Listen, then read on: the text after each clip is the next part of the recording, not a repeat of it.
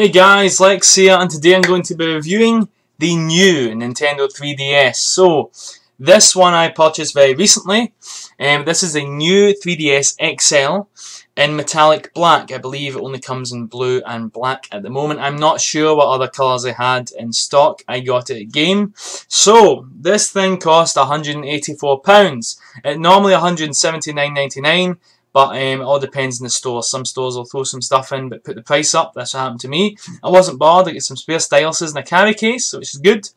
So yeah, is this worth your money? Well, watch this review and find out. Let's get to it. Let's get started. So, roughly in size to the original 3DS XL. The two screens are massive. We're going to look at the outside here. Really, really nice colour. I love this. It's much heavier than the original 3DS. I traded in my old 3DS, unfortunately, before done this review, so I can't compare sizes, I'm afraid. But yeah, it's the exact same thing. It's got your two 3D cameras on the front. It's got your game card has been moved to the front as well. It's no longer on the back. Your stylus is also on the bottom, no longer at the side, and it's a plastic stylus. It's not the telescopic one. I do prefer this. I like the telescopic one, but I like the plastic one a bit more because I didn't like the... I always felt when I was pushing it, it was going to fold back up again. The power button is now on the bottom. It's a little bit harder to press. You have to really sort of dig your finger in, but it's not too bad. You won't be pressing it accidentally. Yeah, you've got your headphone jack there. That hasn't moved. Charger jack there. And you also have the addition of an extra trigger. So you have your standard L and R, which will use as your camera buttons, and Z, L and ZR. And these are actually really, really nice. They're not, they look awkward, but they actually work really well. As in Resident Evil, you would use these to fire your gun. So yeah, I really like it. So let's open up and find out. There's also your information on the bottom. Before I open it up, you can exchange these cover plates. You can actually buy different cover plates to put on your 3DS. So what happens is with this one, is it no longer uses the standard SD card that the original 3DS used. This uses a micro SD, and it's not accessible either. You have to unscrew these tiny screws here, which will easily warp. They're really weak, not the strongest screws, with a tiny, tiny size 1 screwdriver, I believe, and take this off to access it and stick it in. So I recommend if you're buying one of these and you're going to do a system transfer, the first thing you do before you do anything is put a 16 gig minimum in there. I've got a 16 gig in here. If you're in the UK, Argos, I believe, are currently selling them on offer for $7.99, which isn't bad at all. Your best bet is Amazon, eBay, etc. for the best prices. But yeah, this plastic cover, these cover plates, this plastic cover though is the cheapest of the cheap. It's really thin, it feels really cheap. To be fair, I know it's a game console, but really it does feel like something I got out of a cash and carry warehouse, like a kid's toy. It's not the most expensive feeling. It probably will survive a hit or two. DSs are tough consoles. But I just thought I'd mention that there. So, let's open up the console and what do we see? So, massive, two gorgeous, massive screens. This console is very big. I mean, look at the size of my hand to the console here. It's a very big console. It feels luxurious. It's built well. Another thing to mention is the hinge. The hinge felt a little loose. The hinge doesn't rock side to side on this here. As you can see, it doesn't move. It's not loose. It also doesn't have that loose feeling. It doesn't sort of slap down. It also sticks better at your different angles. It locks in better as well. It can feel a bit awkward when you're closing it. It feels a bit tough, but you'll get used to it. So you have your standard analog stick here. Everything's about the same. The XL, I believe they moved the home button, but the new 3DS XL, the home buttons here, these start and select buttons are now here. They're much easier to press than before when they were all here and they were sort of flat. Much better. You have your Super Nintendo or Super Famicom if you're in Japan, colours for your buttons, and your C-stick here. It feels really good. The speakers are also very much better. One of the complaints with the XL original was that sound wasn't too loud. Well, these I can assure you are incredibly loud, which I'm going to demonstrate very soon. So yeah, your volume slider and your 3D slider are now both at the top. So if you're wondering where it is, it's here. The LED light. The original 3DS had an LED light for the 3D, and it would light up whenever 3D could be used in a game. It would turn off for scenes that wouldn't support 3D, and would light up when 3D could be used. That's now gone, and it also clips.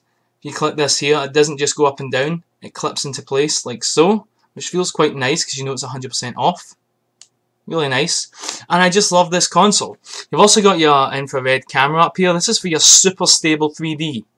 This basically watches you, your head, and whenever that you move, if you cover this, you can see it watching you, and it will adjust the 3D to suit your head movement, so you won't get that flickering effect when you're on the 3DS. I never had much of a problem, but when I was on the train and it was moving around, sometimes the 3D would flicker, and it wasn't a big deal, but when you're playing games like Street Fighter 4, it's a fucking pain in the ass. But yeah, you don't have that problem. The super stable 3D works very well.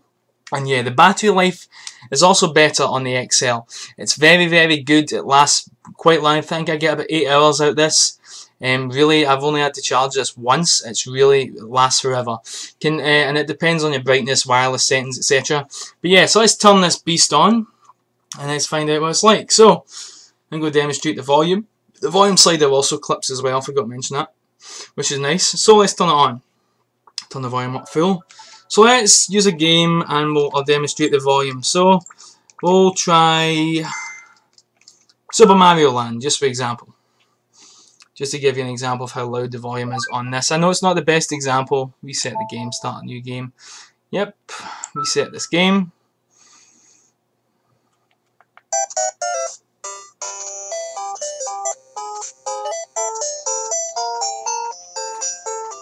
Really loud.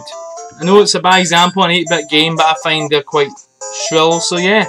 And playing games like Rayman 3D is a game I'm currently playing, and that is incredibly loud, really loud game. The thing about the slider, I've noticed it goes from really low to just plain loud. It doesn't go da da da da, it goes really, really low, boom! And yeah, but it's just a really nice console. The menu screen, let's go look at some extra functions in here. If you go on here, you will have the latest firmware update for all 3DS consoles as they change theme and such here. So I go scroll down, you will notice that there's no wireless button on the console at all. That's because you have to control wireless from inside the menu. So you would hit the home button and you choose on or off for your wireless connection. The new 3DS XL, try and get a good display of this here, also has a function for auto brightness. So for example, let's say I've got my screen brightness at 5. I've got it sort of at 5, so obviously you get your brightness settings and such. You can see that changing.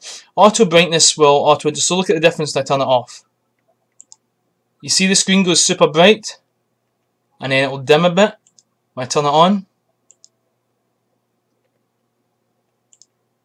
That's basically it adjusts to the light in the room. So for example, I'm going to put this to 3, right? Turn on auto brightness off. If I turn auto brightness on and I cover this, see the screen will go bright again. It's hard to see here, but basically, if it's dark in the room, it'll lower your screen brightness. It'll lower your brightness of your screen down. And if it's lighter, it'll put the brightness up higher. So if you're playing sunlight's hitting your screen, you'll be able to see the screen better. So I leave that on normally, and I put the brightness up to 5.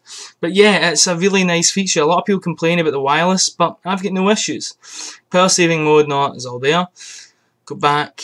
Yeah, I quite like it. Another thing as well is it seems to load up much faster. We're going to demonstrate by going to the Nintendo store.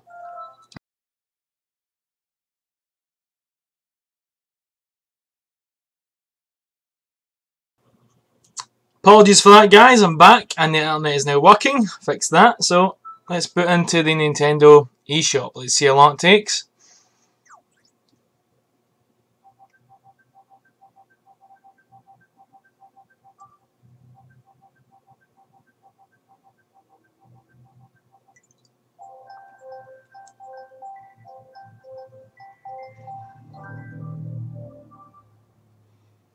So that was roughly maybe 15-20 seconds. That's a big improvement over the original. The original would take at least 50 seconds to a minute to get in.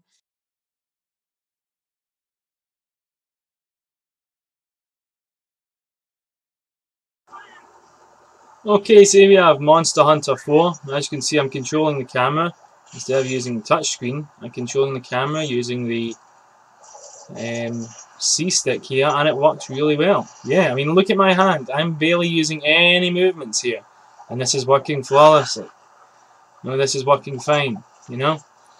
Looking really good. This is really quite convenient. It's much better than having to use a touchscreen. Otherwise, you'd have to buy a Circle Pad Pro attachment, and it was a big, massive thing. But yeah, this is looking much better. Now let's see how it is with Resident Evil Revelations. This is Resident Evil Revelations using the C-Stick. So yeah, as you can see, having 2 analog sticks really does help the game. Takes a little bit of getting used to, I've noticed, with Resident Evil here, but it still works fairly well. I do believe you can calibrate it as well, I think, as well. And I haven't calibrated it, so this is just it in its sort of default settings. It makes use of the other extra triggers as well for your first aim mode, which is much better. I'm not sure, I think there used to be, someone said there's motion control for this, but I haven't noticed it at all. So yeah, and use the other trigger to fire like this. So yeah, that's basically it. You basically wander around aiming with this, and it works really well.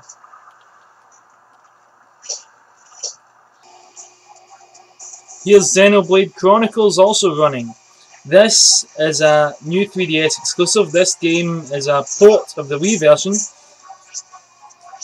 I'll get past this tutorial, and as you can see, it runs perfectly. Use the C-Stick to control the camera, and it works fine. The graphics are very impressive, and this game, however, cannot run on an original, DS. What you have to do is you have to get the new one, because the game console is just currently not capable of running it, according to Nintendo. So yeah, that's that. It looks really, really good, and currently this is the only exclusive new 3DS title, but there will be more. I highly recommend upgrading to the... If there's a really good game library, I would wait till a few games come out. But yeah, this looks great. I mean, literally, you can go and look at comparisons between this and the Wii version. The graphics are just fantastic. So yeah, let's finish up the review. So that's about it with the new Nintendo 3DS in metallic black. So is it worth getting one of these? Well, unfortunately I was going to show you them downloading a game, but I'll do that in maybe another video. But I've covered quite a lot about this, I think, in this review. And as usual, if you have any questions, leave them in the comments, send me a YouTube message. My Facebook's there, send me a Facebook message if you want more info on this machine or more videos requested. I'll happily do them for you. It's a big purchase, and I'd rather that you feel better buying it. I don't want people to watch this and be like, oh, I'm not sure. Any questions at all, just ask. It's an expensive console, and if you spend this amount of money, you're best to research absolutely everything. So the one question is it worth getting one of these? Well, if you own a current 3DS XL, no, I don't see the point. The reason I bought this was I had the original 3DS, and I didn't own a 3DS at all when this was announced. And I didn't know when this was going to come out, if it was before Christmas. I believe it was in November when I bought my original 3DS. So I wanted the big XL, but I decided, you know what, I'm just going to get the original and wait for this to come out and get this in the XL. So that's what I've done. I traded in my old 3DS. And yeah, if you currently own the original 3DS and you want a bigger screen, definitely do go for the new one. If you don't own a 3DS at all, I would definitely go for this one. There is the 2DS, but this one... depending on your budget, how much you want to spend, this is just a much better console if you don't own a 3DS already. But again, there's not that. The Xenoblade Chronicles is the only current available new 3DS exclusive game which takes advantage of the new processor.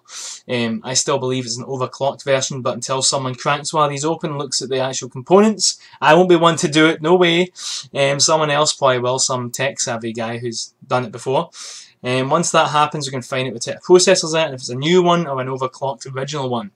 But currently, there's just only that exclusive game. There are some more ones announced, but not enough to go and warrant buying 180 quid worth of hardware just to play if you already own the XL. But yeah, I think it's a great console. I really would check it out. If you've got an original or you've not got one yet and you think of getting one, do give it a check. It's expensive, so do your research. Again, ask me any questions you want to know. If there's anything this video didn't cover, I know we didn't cover download, but hopefully we'll get to that at some point. And yeah, thank you for watching, guys, and keep on gaming.